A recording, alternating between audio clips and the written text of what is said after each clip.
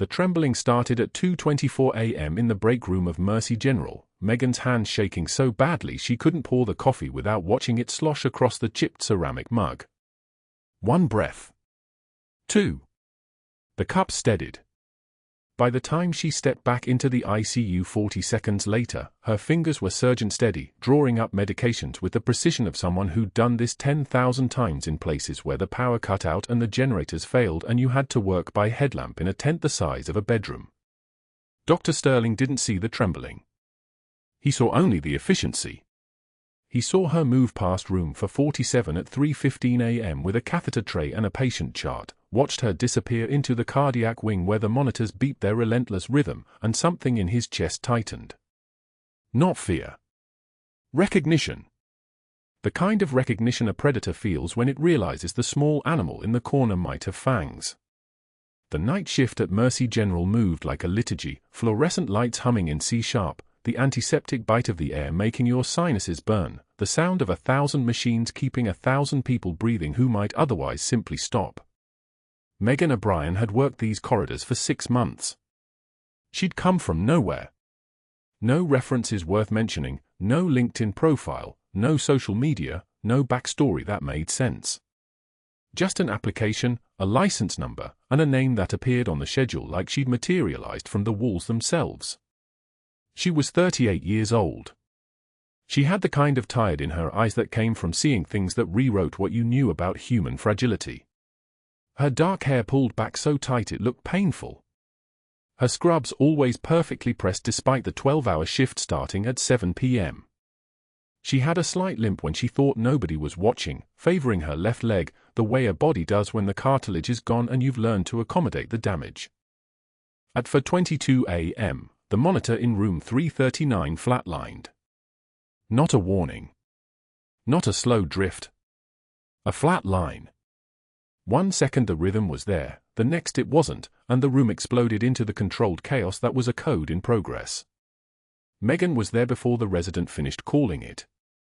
Before the crash cart rolled down the hallway with its pneumatic precision, she was already opening the patient's gown, her movements economical and exact, calling out for epinephrine 1 mg before anyone had even charged the defibrillator pads.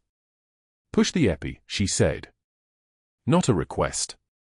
A statement of fact. The resident, young, probably first year, definitely panicking, moved fast because something in her voice made him understand that this was not a suggestion. The paddles came down. The patient's body arched. The monitor traced a rhythm that climbed, 60, then 70, then 90 beats per minute, smooth and strong and alive. By 4:27 a.m. it was over. The patient was back.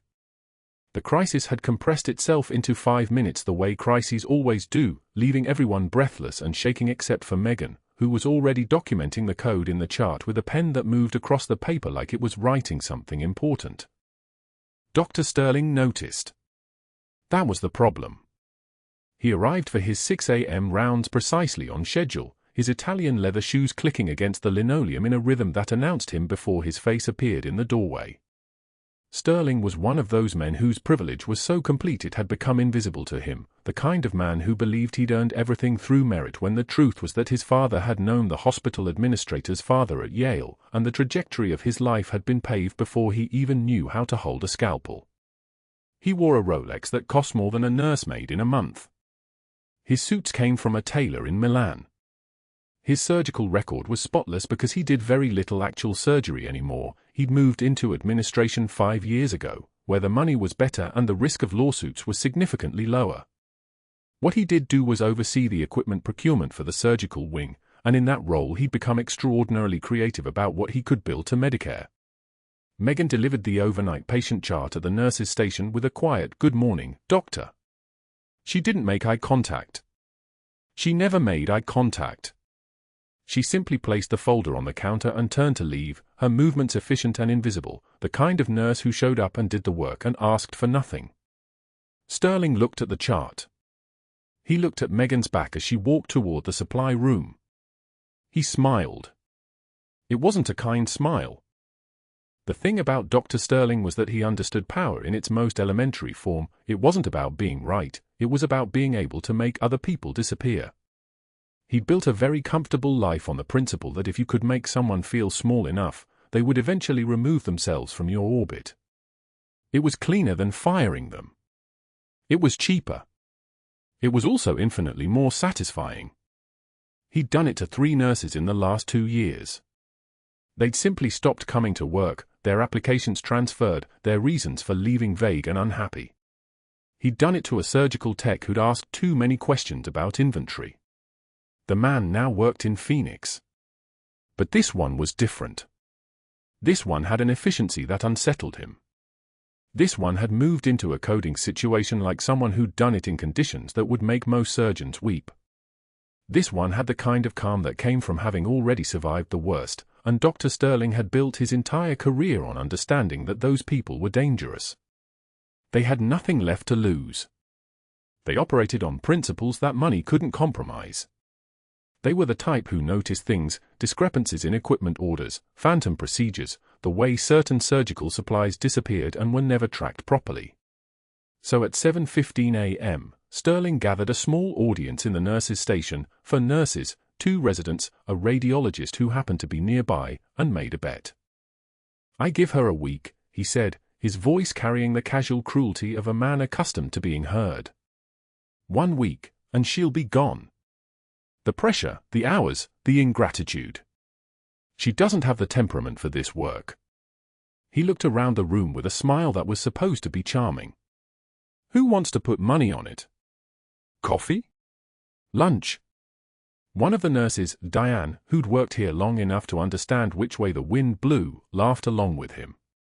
Sterling glanced toward the ICU where Megan was checking vitals in room 447, a room he'd been tracking very closely since the admission came through 4 days ago. The patient in room 447 was a problem. Not the patient himself. The patient's visitor. The Marine General had arrived on Tuesday with a collapsed lung and a list of injuries that read like a casualty report. He'd been stable for 3 days, his oxygen levels climbing, his condition improving. What Sterling hadn't anticipated was that the man's former aide would visit, a Colonel Mitchell from Camp Pendleton who kept asking detailed questions about the treatment protocol and who seemed to have a security clearance that made the hospital administration nervous. Security clearances meant investigation potential. Investigation potential meant scrutiny. Scrutiny was the last thing Sterling needed right now. But the Marine General himself was harmless enough.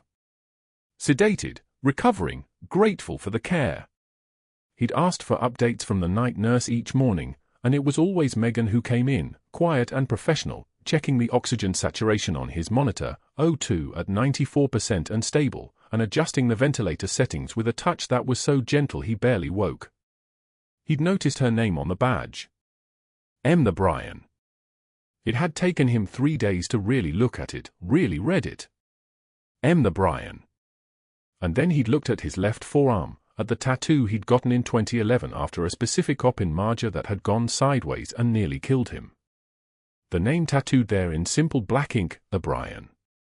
The call sign of the junior enlisted who dragged him 3 miles through enemy fire with a sucking chest wound and never once asked him to be lighter or easier to carry. Senior Chief Petty Officer M. O'Brien, call sign Irish, who'd gone off the grid 5 years ago and hadn't been seen or heard from since.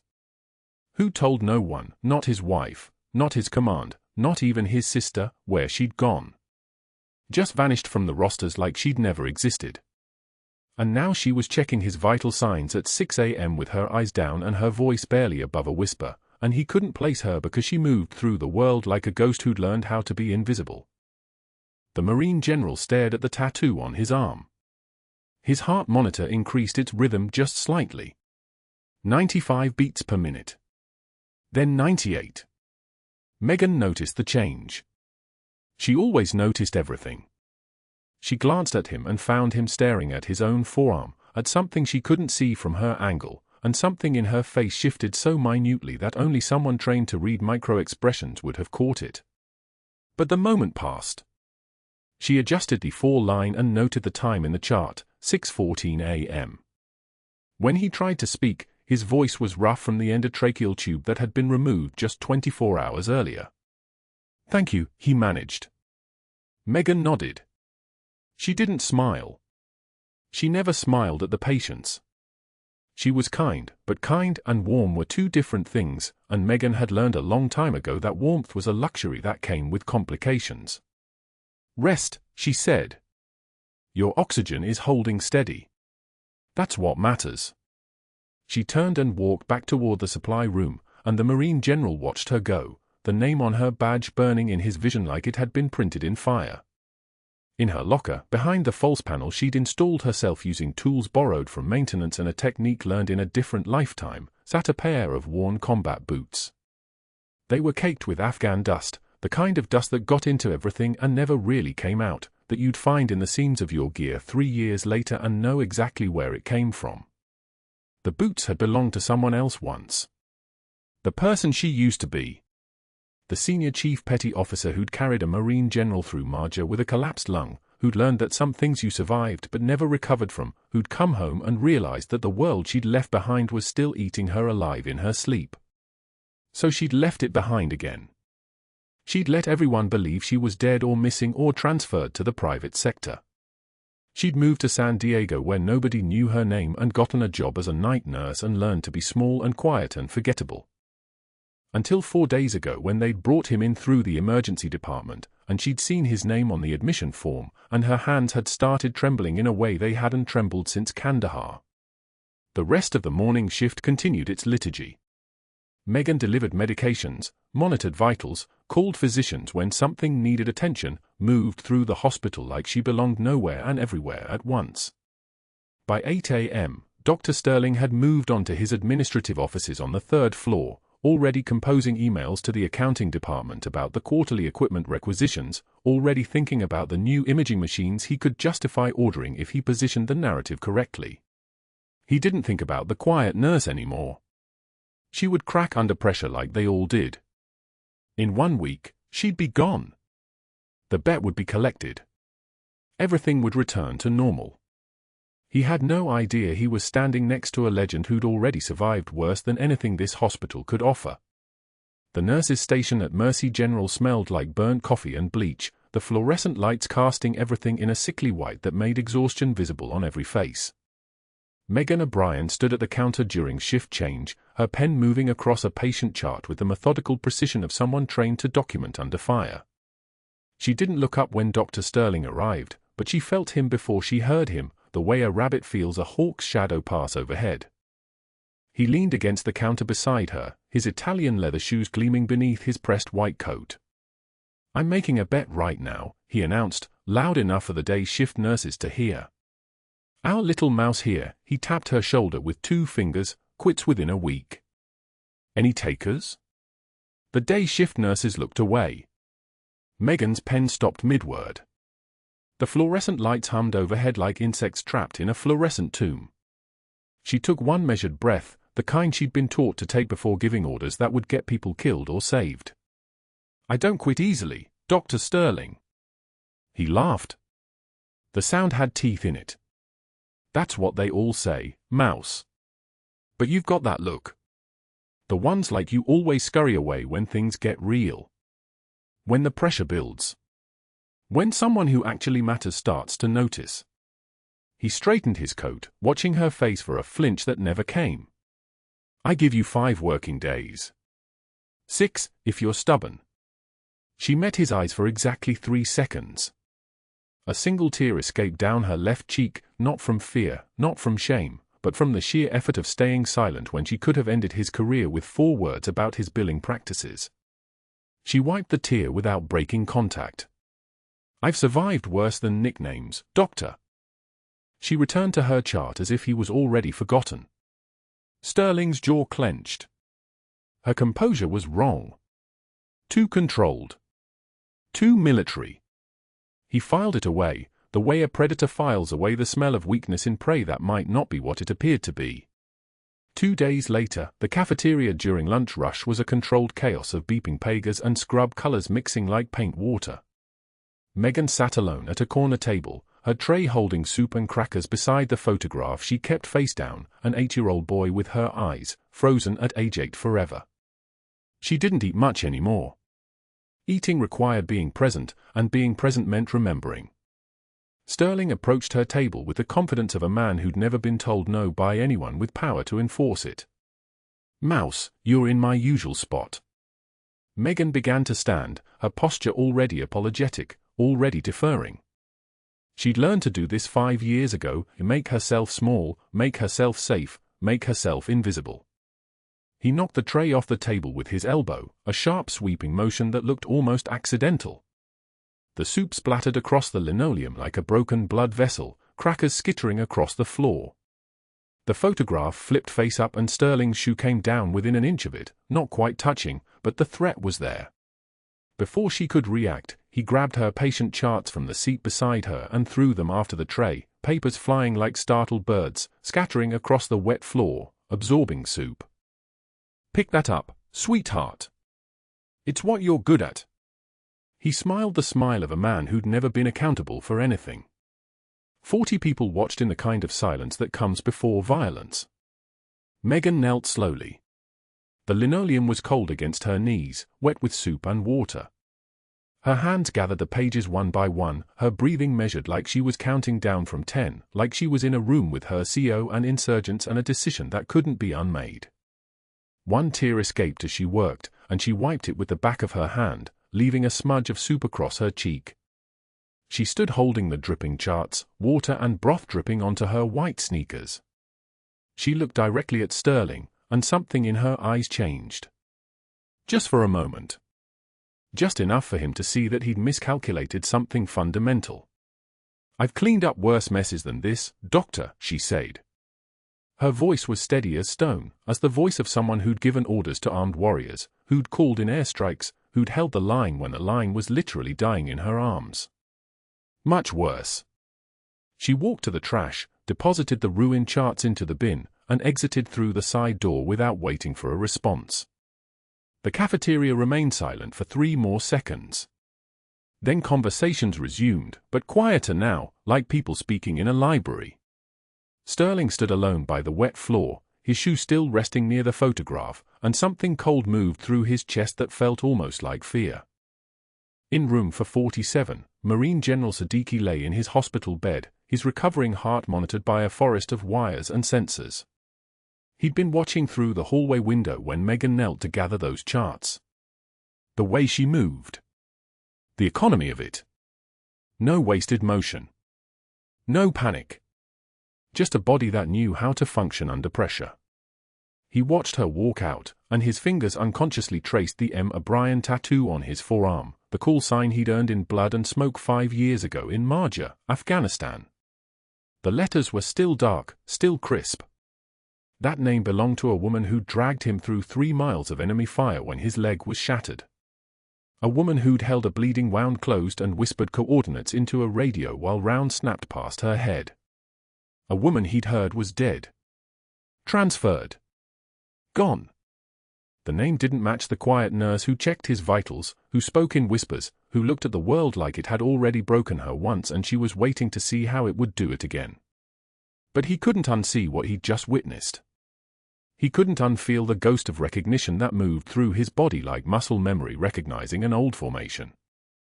The freak storm hit San Diego at 9:27 p.m. on a Thursday, rain falling in sheets so dense you couldn't see 10 feet through it. 3 inches in 40 minutes, the kind of precipitation the city's drainage system was designed to ignore until it couldn't anymore. Mercy General's basement flooded first, the water shorting out backup generators in a shower of sparks and electrical hiss. By 9:52 p.m., water had begun seeping up through the first-floor vents like the earth itself was bleeding. Megan was checking vitals on General Siddiqui when the lights flickered. Once. Twice. Then died. Emergency lighting kicked in and cast everything the color of arterial blood. Red. Red. Red. The ventilators switched to battery backup with a pneumatic hiss that sounded almost like breathing. Siddiqui's monitors beeped their electronic pulse. Water began seeping under the ICU door in fingers of gray that spread across the linoleum like searching hands. "It's just the storm," she said, though she wasn't speaking to Siddiqui. She was speaking to herself, reminding herself that this was a hospital in San Diego, not a forward operating base in Helmand Province. There was no incoming fire. There was no IED in the water. But the water kept rising. Dr. Sterling arrived 7 minutes later, his face already tight with the calculation of liability and insurance claims. He paged through the cardiac wing, his voice rising as he saw water pooling around $250,000 equipment. "We need to evacuate the 3rd floor first," he announced. "That's where the surgical recovery patients are. They're stable. These ICU patients can wait 30 minutes. Megan looked at the 12 patients around her. Most were intubated. All were immobile. Mr. Chen in the corner bed couldn't move his legs. Ms. Rodriguez couldn't breathe without the ventilator. The water had reached their ankles. It was rising 3 inches a minute. "These patients will drown if we don't move them now," Megan said. Sterling snapped, "I'm the chief of surgery, mouse. 3rd floor. That's an order." He turned to leave, his white coat swinging behind him like a cape, like certainty itself. Water reached their knees. Megan watched it rise and something shifted in her posture, her shoulders squaring like they were settling into a harness, her voice dropping 3 octaves into a register that made 2 nurses turn simultaneously. "I need gurneys and oxygen tanks. Now." Not a request. A command. The nurses moved without questioning, their bodies responding to something older than hierarchy, older than titles. They responded to the voice of someone trained to move through chaos and extract order from it the way a knife extracts a bullet. Sterling's face darkened. He opened his mouth. Then he closed it, because even he could hear what had just changed in her voice. In room 447, Siddiqui's monitor began alarming, a rapid staccato that meant his oxygen saturation was plummeting. His breathing was labored, his lips turning the blue-gray of hypoxia. Megan pushed past Sterling and saw it immediately, tension pneumothorax. His lung had collapsed from the stress of fluid and pressure, air filling his chest cavity, compressing his heart, choking him from the inside out. Sterling froze. Just stood there, watching the monitor numbers fall. 98, 94, 88, 82. Waiting for someone else to decide. Megan didn't ask permission.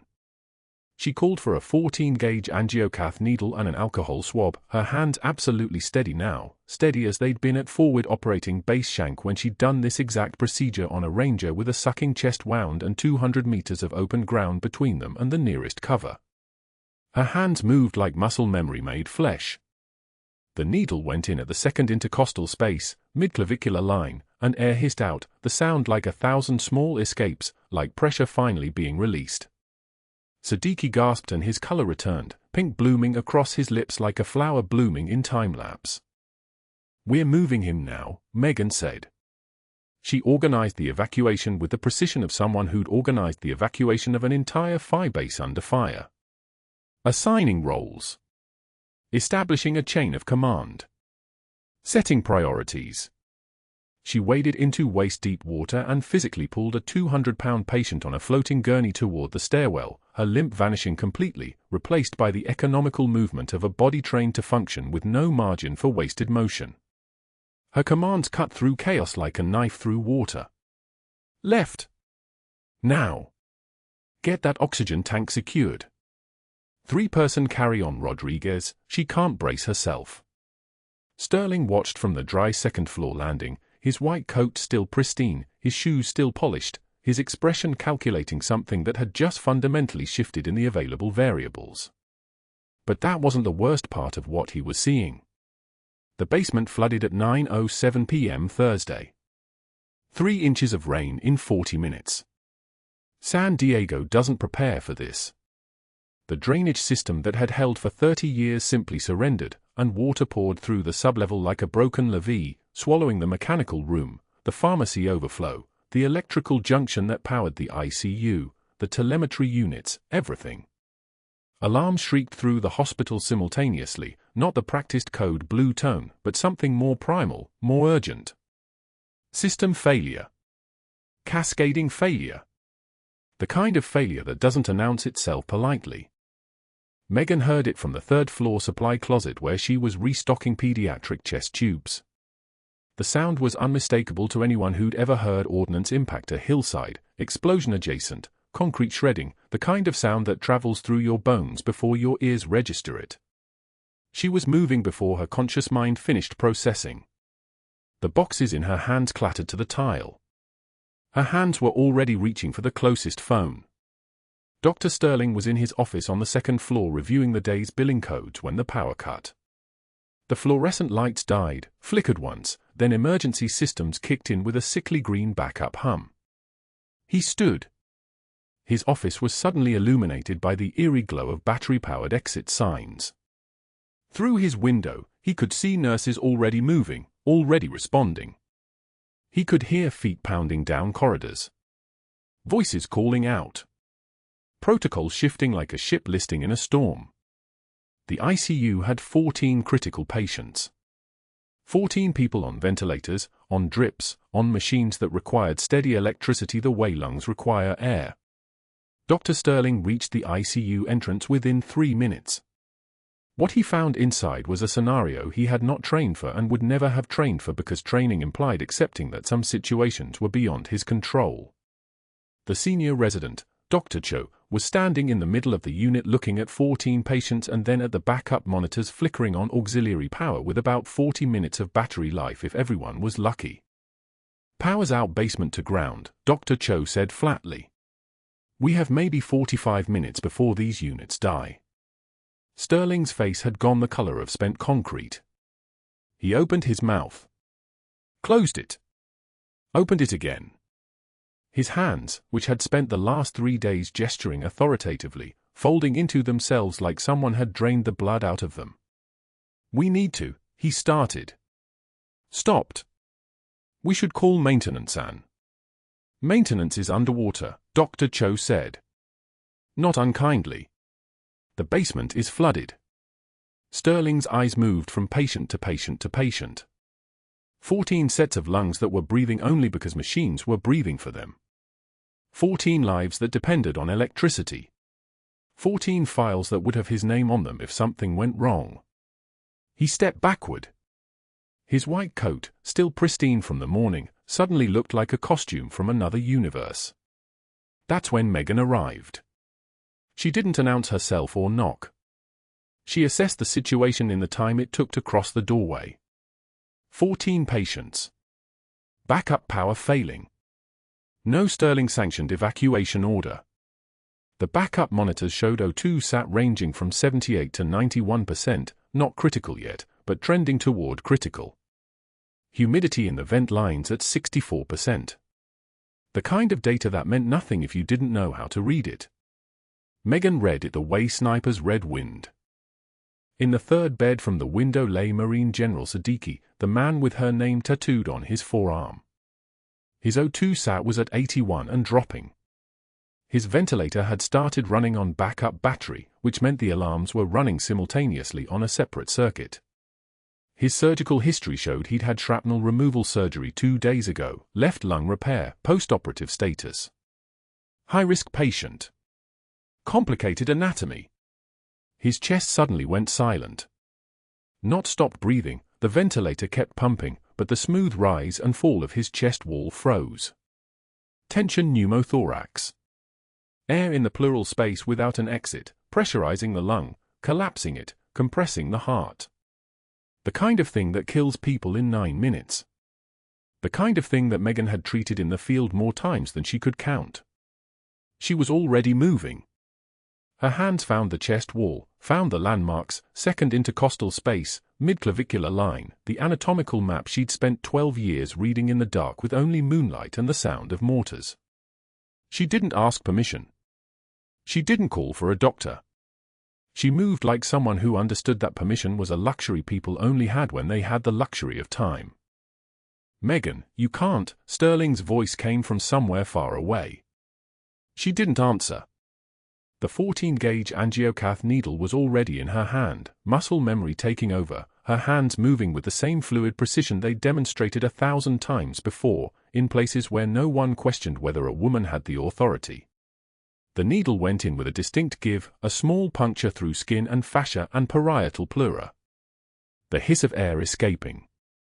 That particular sound, escaping pressure, collapsing tension, life returning to stable, was the sound of a pneumothorax releasing. Siddiqui's oxygen saturation climbed. 82, 85. 88, his chest wall rose again, fell again, rose again. Rhythm restored. His eyes opened.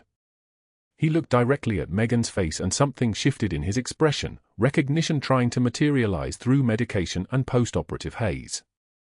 "I need a 16-gauge chest tube," Megan said to Dr. Cho. "Not a request. And get me for units ONEG standing by." "Megan," Sterling said again, and this time his voice had cracked. "You don't have the authority. The patient is decompensating," she said, her voice dropping an octave, the voice of someone who had issued commands to people trained to follow them without hesitation. "Do you want to take this one, doctor, or do you want to stand there looking terrified?"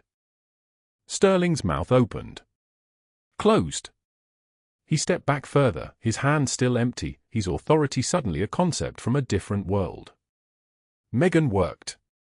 The chest tube was placed with the same efficiency she'd used on a 23-year-old Lance Corporal with a sucking chest wound outside of Sanjin Valley in 2010. 12 years ago. Another lifetime. Another woman. But the hands were the same hands, and the knowledge lived in them the way knowledge lives in bone. The power situation was deteriorating. 12 minutes of backup power left for most units. The water in the basement was still rising. Megan understood what this meant before anyone articulated it. She understood that 14 critical patients couldn't simply stay where they were. She understood that Sterling was useless and Cho was skilled but not trained for triage at scale, and she understood that the only people who had ever trained her to move critically ill patients through impossible circumstances were the United States Marine Corps. "We're evacuating," she said. "Dr. Cho, we move patients 1 and 4 to the 5th floor, they're the most stable. Patients 2, 3, and 5 go to the surgical ICU on 4. The rest of us go to pediatric ICU on 3, their backup systems are separate feeds." "That's not your call to make," Sterling said. But he was already backing toward the door, already becoming a ghost in his own hospital. "It's the only call that works," Megan said. The evacuation took 43 minutes.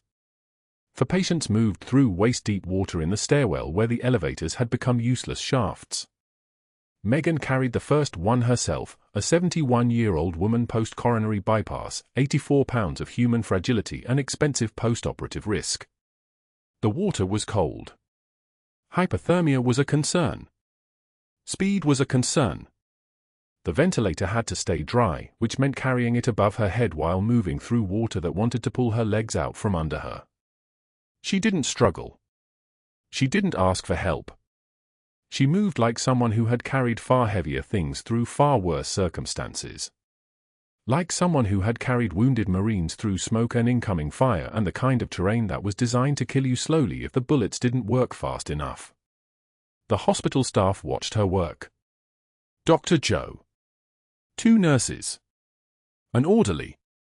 They watched her move with the terrible grace of someone doing emergency medicine while standing waist-deep in contaminated water. They watched her issue orders that were not requests. They watched her bring the 2nd patient up the stairs. The 3rd. The 4th. They watched her move with such absolute certainty about what needed to happen that nobody asked her for credentials. By midnight, all 14 patients were safe. All 14 monitors were back on solid power. All 14 vital signs were stable.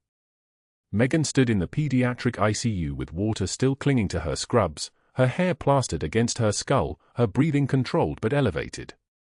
She looked at the bank of monitors showing oxygen saturations returning to normal. She looked at Siddiqui's name on the chart, still breathing, still stable, still alive.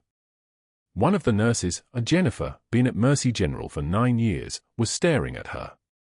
"How did you," she started. "I mean, where did you?" Megan didn't answer.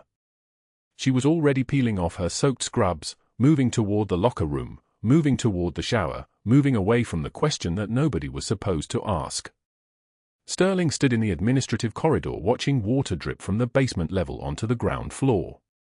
He stood there for 17 minutes without moving. His mind was calculating the scope of the problem.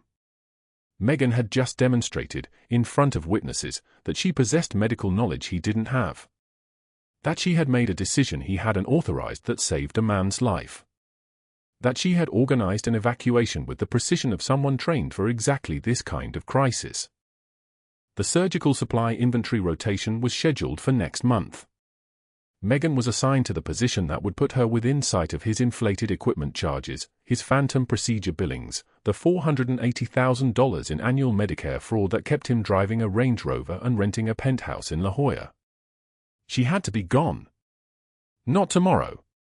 Not next week. Tomorrow morning. He pulled out his phone. Dr. Sterling's office door was still wet from the flood when he pulled out his phone at 11:19 p.m. His hands were steady. His breathing was controlled. The threat had to be neutralized before Monday morning when the board meeting would begin, before anyone had time to audit his supply orders, before that quiet nurse became a complication he couldn't manage with a public humiliation and a casual bet. He scrolled to board member Hutchins' private number. It rang 3 times. Sterling? It's nearly midnight. I know. This can't wait. Sterling's voice carried the practiced concern of a man who'd been lying to authority his entire career. We have a serious liability issue at Mercy General. A nurse on night shift, Megan O'Brien, made catastrophic decisions during the flood. She performed procedures she wasn't qualified for. Unauthorized medical interventions. I tried to stop her. I have witnesses. 4 of them. Hutchins was awake now. Sterling could hear the shift in his breathing. The flood was a natural disaster, Sterling. She helped. She endangered patients. One of them coded during her unauthorized procedure. I'm filing a formal complaint with the state board first thing Monday. But the hospital needs to act faster. We terminate her for gross insubordination and reckless patient endangerment before she becomes a liability. Before she talks to a lawyer. The silence on the line lasted exactly 4 seconds. I'll make some calls, Hutchins said. Then he hung up. Sterling set the phone down and poured 3 fingers of Macallan 25 into a crystal tumbler. The scotch tasted like victory that hadn't happened yet. By 1:15 a.m., he'd made the second call to Megan's nursing school at UC San Diego. The dean didn't answer, so Sterling left a message with his personal cell number marked urgent. This is Dr. James Sterling, Chief of Surgery at Mercy General. I'm investigating a former student, Megan O'Brien, graduated 2018, regarding suspected theft of narcotics during her clinical rotation. I need to speak with her references immediately. This is time-sensitive. He didn't use the word theft by accident. Theft implied a criminal history. Theft implied untrustworthiness that would poison every reference call, every background check, every conversation with potential employers. Theft was a word that followed you for years. Sterling hung up and smiled at his own reflection in the window. The city lights of San Diego spread below him like something he owned. At 3:22 a.m., he made the third call. The one that would seal it. Marcus Chen picked up on the first ring. He always did. The private investigator was expensive because he was available at 3:22 a.m. without question, and because he'd been building files for Sterling for 6 years without once asking why. In this business, Chen understood, you didn't ask questions about your client's motivations. You built the case they wanted built, you buried the details they wanted buried, and you collected your $50,000 and never looked back. I need a termination file, Sterling said. Night shift nurse. Megan O'Brien. She's a threat to my position. What kind of threat? The kind that asks questions about supply orders. The kind that noticed discrepancies. I need her gone by Monday morning before she goes to HR. I need her gone before she's got legal representation. Build me something solid, insubordination, patient endangerment, violations of protocol. Use the flood. She performed procedures outside her scope of practice. I have documentation of her unauthorized actions. For witnesses. Get me another 3. Chen didn't hesitate. I can have a file ready by 8 a.m. It needs to be airtight. Airtight enough that if she tries to fight it, she looks unstable. Airtight enough that references won't touch her. I want her unemployable in this city. I understand, Chen said. She'll be gone. Sterling ended the call at 3:24 a.m. and sat back in his desk chair. The leather creaked like approval.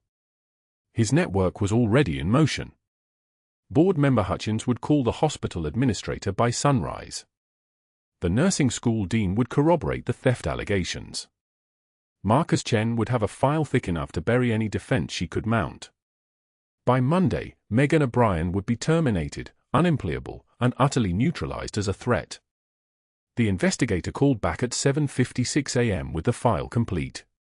By 10:56 a.m. Saturday morning, Megan was called into HR. The administrator, a woman named Patricia Okonkwo who'd never spoken to Megan before, sat across from her with the termination file open on the desk. 53 pages. For witness statements. Documentation of unauthorized procedures during the flood. A note from the nursing school referencing concerns about ethical decision-making. The whole structure of a case designed to make her look reckless, unstable, and dangerous. We're terminating your employment effective immediately, Patricia said. She wouldn't make eye contact. For gross insubordination and reckless patient endangerment. You're to surrender your badge and clear your locker within the hour. Megan sat very still. She'd been through worse than this. Mortar rounds. IED ambushes. The sound of her son's voice on a phone call she didn't know would be their last. This was a meeting in an HR office with a woman reading from a script Sterling had written. Can I see the witness statements? Megan asked. They're part of the personnel file. Your attorney can request them through discovery if you choose to pursue legal action. Megan understood. There would be no witnesses. There would be carefully worded statements from people Sterling had called, or statements that didn't exist yet but would be generated by Marcus Chen's typewriter. Sterling had friends in this city. She had a cardboard box. She stood up without another word and walked to her locker. The boots were still there, caked with Afghan dust, the leather creased at the ankles from 1,000 miles of patrol. She'd worn them through Kandahar province. She'd worn them through Helmand. She'd worn them the day she carried a Marine general 3 miles through enemy fire in Marja and realized she couldn't do this anymore, couldn't be the person who held people's lives in her hands, couldn't watch men die on stretchers, couldn't make the decisions that burned through your soul and never burned out. She'd packed them away in 2016 and told nobody, not her sister Kate, not her therapist, not the Marines who'd tried to find her when she went silent. She'd become someone else. Someone quiet. Someone nobody looked at twice. Someone who pushed a mop and checked vitals and existed in the spaces where people stopped noticing. And Sterling had pushed her lunch tray to the floor like she was nothing. Megan pulled the boots from the locker and set them on the shelf. She left them there. She took only what she'd come with, a cracked mug with a Naval Special Warfare logo worn smooth from 1,000 grips, a dying succulent she'd been keeping alive for 3 years, a photo of Liam at 8 years old, laughing in front of the San Diego Zoo on a day before everything went wrong. She put them in the cardboard box and walked out. By 5:56 p.m., she was standing at a bus stop 3 blocks from Mercy General. The rain had started an hour earlier and hadn't stopped. Water dripped from her hair and soaked through her jacket. The cardboard box was disintegrating at the corners, the bottom already soft and giving way. The cracked mug's broken handle cut into her palm. The succulent tipped over inside, spilling dirt onto Liam's photo, and she knelt in the rain to wipe his face clean with her thumb. The photo tore slightly where the soil had abraded it. She sat on the bench and for the first time in 3 years allowed herself to cry without measuring her breath. Not a single tear, like something controlled. Not composure held tight like a defense. but the real thing, shoulders shaking, hands trembling the way they'd wanted to tremble for 8 years, since she'd stepped off the plane and realized there was no coming back from what she'd done and who she'd been. A car passed. The driver saw her, a wet woman sobbing over a disintegrating cardboard box at a bus stop, and accelerated away without stopping. She laughed once. The sound was broken. She thought about the boots in her locker at Mercy General, about Senior Chief Petty Officer M. O'Brien who'd earned 2 Navy Crosses and a Silver Star before the PTSD became unbearable. She thought about the Marine General in the ICU who had her name tattooed on his forearm and didn't know why. She thought about Mouse, the woman everyone called just a nurse, just a quiet person who didn't make trouble, just someone you stepped over when you needed to feel powerful. She thought about whether running from her past had finally destroyed her future. The 7:15 bus was late. The 7:43 bus came at 7:43 and she boarded it with empty hands, leaving the cardboard box on the bench where someone else would find it. The cracked mug. The dying succulent. The ruined photo of a boy who'd never grow up and a woman who'd never come home. Back at Mercy General, Dr. Sterling sat in his office with a glass of Macallan 25, reviewing the surgical supply orders he'd continue inflating, the phantom equipment charges he'd continue billing to Medicare, the structure of theft that had been supporting his $600,000 annual salary and his beach house in Del March. The threat was gone. The audit would find nothing. The board meeting would be routine. By Monday, nobody would remember Megan O'Brien's name. At 9:04 p.m., Marine General Siddiqui sat in his study at home, his arm bare, looking at the M. O'Brien tattoo on his forearm the way he had 10,000 times before. The name. The call sign. The person whose voice had pulled him out of hell in Marja and whose face he could never quite remember. He was tracing the letters with his fingertip when the memory surfaced like a body coming up from dark water. Smoke. Gunfire. Someone dragging him through it. A voice, stay with me, General, that's an order. Female. Command presence. The kind of calm that comes from having already survived the worst. He sat forward and picked up his phone. He called his daughter Marine Captain Jennifer Siddiqui before the thought finished forming. So. Jennifer answered the first ring. Military families did that. The nurse at Mercy General. The one who saved the ICU during the flood. Find out everything about her. Understood. I'll make some calls. Not calls. Go to the hospital. Now. Find her. Bring her in. Jennifer didn't ask why. She understood her father's voice when he was certain. She said, "I'll be there in 40 minutes, and he hung up and stared at that tattoo and wondered what it meant that he'd been walking past his own legend for 3 days without recognizing her face. The clock on his mantle showed 9:07 p.m. when he made the call that would change everything. The helicopter touched down on the parking lot of Mercy General at 0800 hours on Saturday morning, and nobody who worked there had ever seen anything like it. The UH-60M Black Hawk's rotor wash flattened the rain puddles and made the palm trees bow like servants.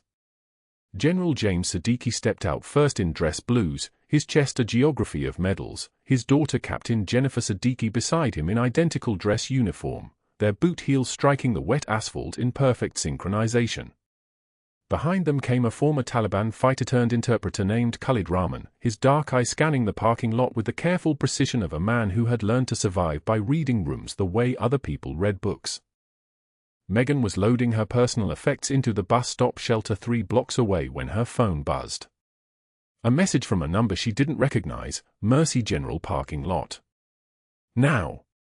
This is not optional. She didn't know the sender. She also didn't question it. Something in her bones had learned long ago that certain voices carried the weight of command, and when they spoke, you moved. She walked toward the hospital against the morning traffic, her cardboard box still in her hands, the cracked mug, the dying succulent, the photograph of Liam. The rain had stopped but the asphalt steamed. The parking lot came into view, and she saw them, a Marine General with shoulders like a firewood rack, a captain with his daughter's eyes, and a man whose face she recognized from a roadside checkpoint in Helmand Province in 2009. Khalid Rahman saw her first. His entire body went rigid. He stepped backward 3 paces, and then he whispered in Pashto, a single sentence that made the rain sound louder, "You are the American devil who dragged Siddiqui through the smoke." Megan didn't stop walking. Didn't acknowledge the words. Just kept moving toward them with the cardboard box pressed against her chest like armor, and that was when Captain Jennifer Siddiqui stepped forward. Her voice cut through the morning air clean as a blade, "Senior Chief Petty Officer." It wasn't a question. It wasn't a greeting. It was a title being returned to its owner after 5 years of theft. General Siddiqui handed her a file folder. The cover was marked Personnel Record, Classified. Megan took it with both hands because setting down the cardboard box would mean showing tremor, and she never tremored in public anymore. The folder opened like a prayer book, and there it was, her service record. 2 Navy Crosses. 1 Silver Star. 4 Purple Hearts. The dates arranged like a chronicle of survival. Her name. Her actual name. Not Mouse. Not just the quiet nurse on night shift. Not the woman who could be dismissed. The files scattered across the parking lot asphalt like evidence, and nobody moved to help her gather them because gathering them would require breaking eye contact, and nobody could do that. A Navy SEAL commander stepped out of the Black Hawk's shadow, Lieutenant Commander Marcus Webb, who'd served under Megan during the Second Helmand deployment, who'd seen her make decisions that saved 23 Marines in a single afternoon. He called out each decoration like he was reading her eulogy, only she was still alive to hear it. Bronze Star for Valor. Silver Star for Exceptional Service Under Fire. 2 Purple Hearts. Navy Cross. His voice stopped after each one, giving the hospital staff time to let the words settle into their bones. And a second Navy Cross. For actions during the Marja withdrawal when she provided covering fire for a unit under ambush while carrying a casualty 3 miles through enemy territory on foot. The staff gathered. Nurses emerged from the ER. Orderlies stopped pushing stretchers. Dr. Patricia Chen stood at the lobby window with one hand pressed against the glass. Nurse Davis whispered something to the person next to her, and that whisper spread through the crowd like a virus of understanding. That was when the FBI arrived.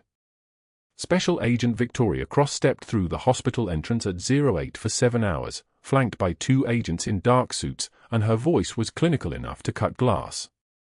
"Dr. Sterling, we need to talk about 18 months of investigation into Medicare fraud at your institution." She didn't wait for him to answer because answers were optional. "Your surgical supply billing. The shell company kickbacks. The 17 procedures you submitted claims for that never occurred." Sterling tried to move toward his office. One of the FBI agents stepped sideways, a subtle correction that said this conversation was happening here, in front of everyone, with maximum witnesses. Cross continued, her words falling like hammer strikes. "When you attempted to forge Senior Chief O'Brien's employment records yesterday, submitting false incident reports with fabricated witness statements, you triggered federal fraud charges under 18 U.S.C. 1001. That gave us probable cause for immediate file seizure. The handcuffs appeared from nowhere, or from everywhere. Memory has its own timing for these things. The click they made was surprisingly quiet. Like a door closing. Like a period at the end of a sentence that had been running on too long. They walked him out through the cafeteria where he'd knocked Megan's lunch tray to the floor, where he'd thrown her patient charts after it, where he'd said "Pick that up, sweetheart" to a woman carrying Navy crosses beneath her scrubs. The staff lined up without being told to do so, creating a corridor of silence. Some had been his allies. Most had just been afraid. Now they watched the man in handcuffs shuffle past like he'd already ceased to exist, and maybe he had. His medical license suspension arrived via email before the FBI black SUVs left the parking lot. His attorney quit when the retainer check bounced 3 hours later. The medical board investigator arrived by noon, carrying files thick enough to require both hands.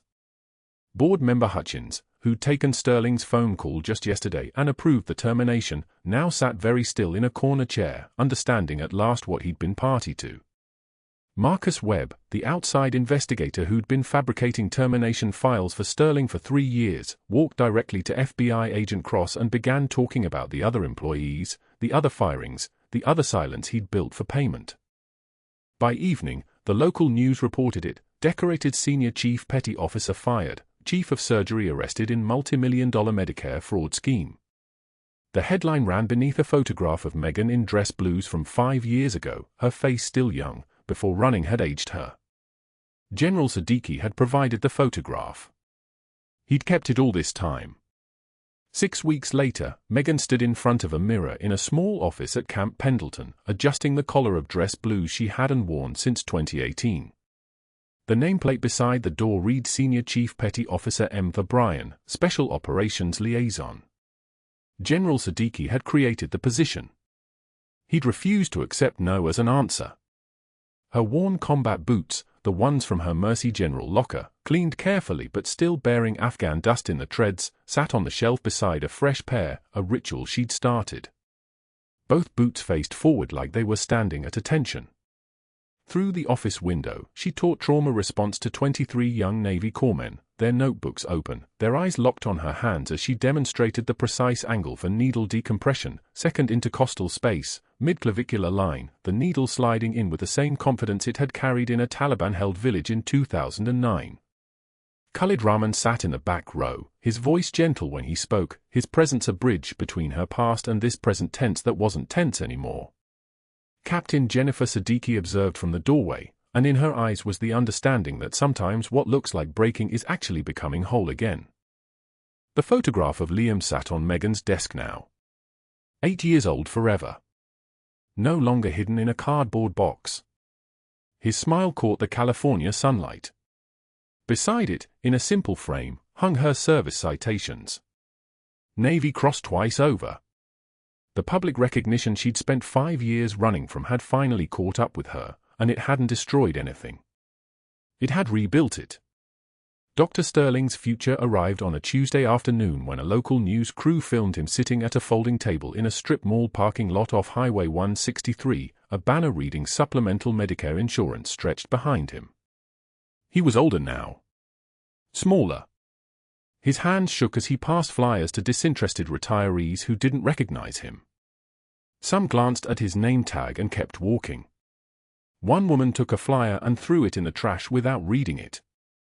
This was the rest of his life: obscurity, folding tables, the sound of his own failure every time someone didn't know who he was. Mercy General's new chief of surgery was Dr. Patricia Chen, Megan's former nursing school professor. She called Megan personally to apologize for the doubt she'd harbored during Sterling's reference check. She offered Megan her old position back with a promotion and a public apology. Megan declined with the same measured courtesy she'd shown 5 years ago when she'd walked away from everything. Some things you don't go back to. Some things you move beyond. On her office wall at Camp Pendleton, Megan hung a small plaque. General Siddiqui had had it engraved himself: sometimes the bravest warriors carry stethoscopes, not guns. When her corpsmen completed their 8-week trauma course, each one received a pair of bootlaces in marine colors, a reminder that the quiet ones who save your life won't always announce themselves, but you'll know them when it counts. The rain started again that evening, and Megan stood at her office window watching it fall on the parade ground, her reflection ghosting across the glass. For the first time in 5 years, she wasn't running. She was standing still, watching the rain, breathing like a woman who'd finally come home. If you've made it this far, you understand that heroes don't always wear medals on their chest. Sometimes they wear them in the quiet decisions they make when no one's watching. If Megan's story resonated with you, subscribe to this channel for more tales of hidden strength revealed. Hit the notification bell so you never miss a story of someone underestimated and overqualified. And drop a comment: have you ever been underestimated by someone who had no idea who you really were?